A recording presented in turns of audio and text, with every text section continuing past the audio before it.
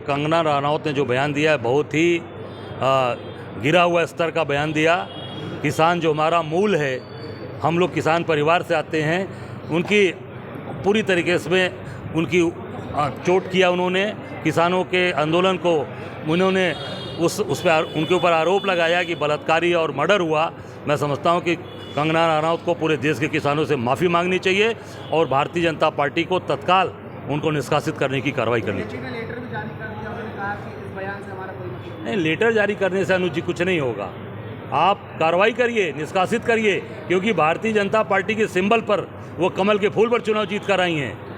बयान अलग से नहीं, आप उनके ऊपर कार्रवाई करिए, निष्कासित करिए, नहीं तो देश का किसान भारतीय जनता पार्टी को आने वाले समय में निश्चित तौर से इसका जवाब देगा। अध्यक्ष जी बटेंगे तो कटेंगे सीएम योगी? नहीं, ये सीएम योगी का यही फार्मूला आपको यह रह नहीं गया, क्योंकि काम तो करना नहीं, रोजगार दे नहीं पाए, काम कर नहीं पाए। और आप इनसे पूछना मैं चाहूँगा कि आप जो आज बनारस के अंदर इन्होंने इतनी बड़ी यात्रा निकाली, तो पूरे देश के लोग ये जानना चाहते हैं कि शेख हसीना जी को कहाँ छिपा रखा है योगी जी। इसकी भी जानकारी मोदी जी से पूछकर बताइए।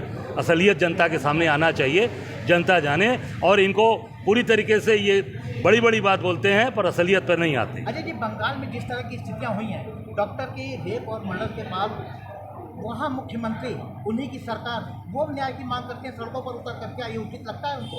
नहीं, निश्चित तौर से जो भी इसमें शामिल है उसके खिलाफ कठोरतम कार्रवाई होनी चाहिए, चाहे किसी प्रदेश के अंदर हो, चाहे बंगाल हो, चाहे बिहार हो, चाहे यूपी हो, चाहे अभी फर्रुखाबाद की घटना हो, चाहे अयोध्या की घटना घटी हो, चाहे वो आगरा की घटना हो, जहाँ भी घटना है कठोरतम कार्रवाई होनी चाहिए। अच्छा अध्यक्ष जी, पहले तो पुल गिरते थे, अब मूर्तियाँ भी गिरने लगी। 8 महीने पुराने 236 लाख की लागत से। आइए, आपने बहुत ही अच्छा सवाल किया कि आप देख सकते हैं कि हमारे छत्रपति शिवाजी महाराज जो गौरव के प्रतीक हैं हमारे देश के लिए, हमारे राष्ट्र के लिए, उनकी 35 फुट की मूर्ति गिर गई।